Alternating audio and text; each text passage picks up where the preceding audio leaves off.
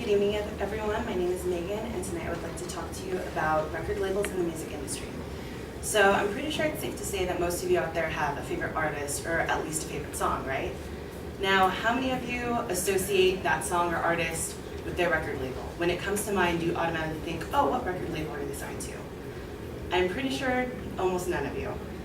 So when you think of a song or an artist that comes to mind, you would think from whatever project, song, whoever it is that you think of, the writer, the producer, the singer, the musician, you would think that they would be reaping the most benefits and collecting the most profits, right?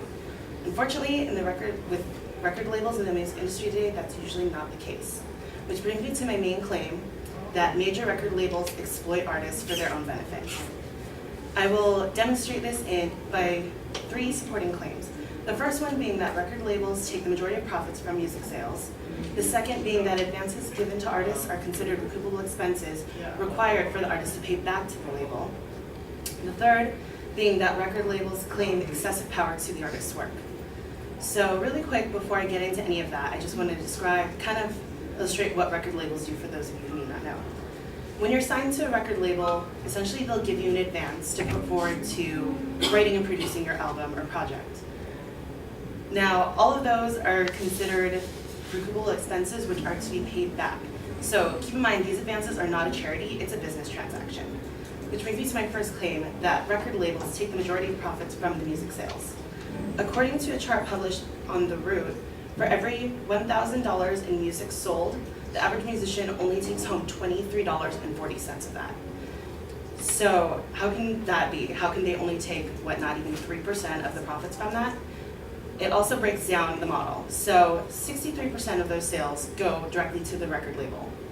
23% of that, or 24% of that goes to the distributors, which leaves about 13% going back to the band. It's pretty standard in major record contracts that 10 to 15% is what goes back to the band. But the thing is, that the money that goes back to the band or artist, it isn't just to be split amongst the band members or just to the artist. From that 10 to 15%, they still have to pay off their personal manager, their business manager, their lawyer, and their producer. So that being said, also keep in mind, that brings me to my second point, that advances given to the artist are considered recoupable expenses that are required to be paid back to the label. So not only do the record labels already take more than 50% or more than half of what the sales that the music has made, the minimal amount that the artist does get, that usually goes back to paying for the advance. So everything that they took from the original sales, that doesn't go back to paying the advance that the artist owes to them. That they take that from their profits. So for this, I have a quote from Tim Quirk of Too Much Joy. It says, "While our royalty statement shows Too Much Joy is in the red with Warner Brothers, this doesn't mean that Warner lost nearly $400,000 on the band. That's how much they spent on us. And we don't see any royalty checks until it's paid back, but it doesn't get paid back out of the full price of every album sold."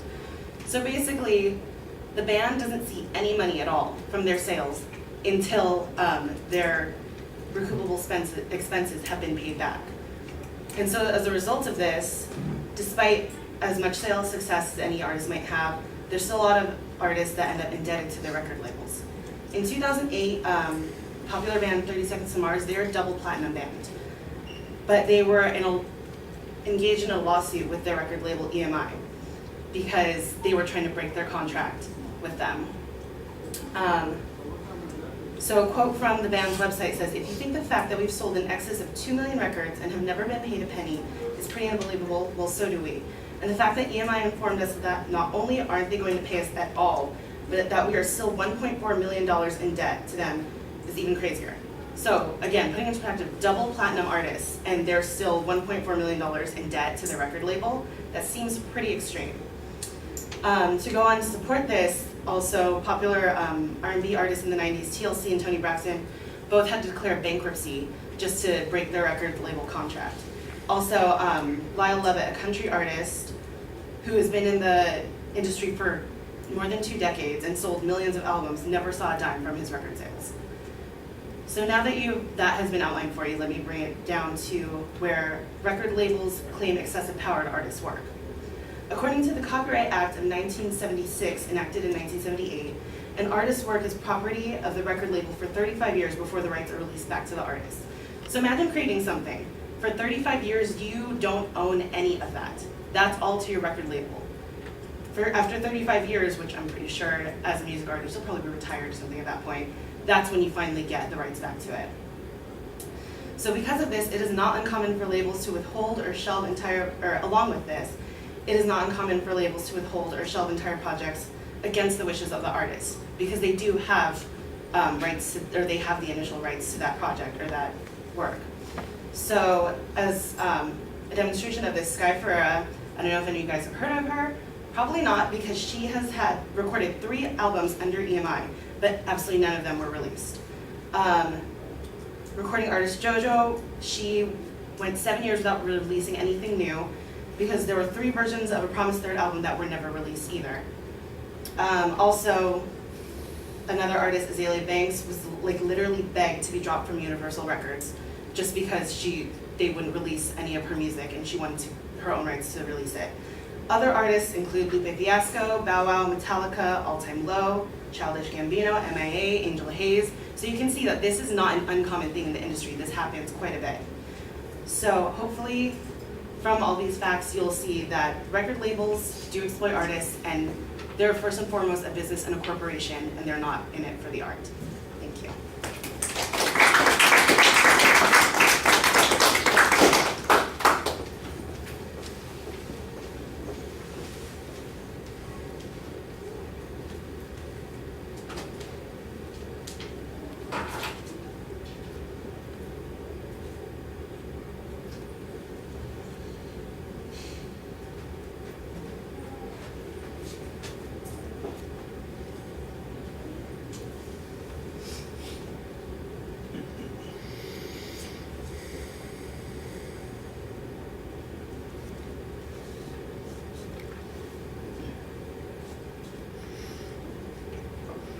All right, Megan, well, the proposition's clearly identified. There's a pretty good preview of the supporting structure in the argument.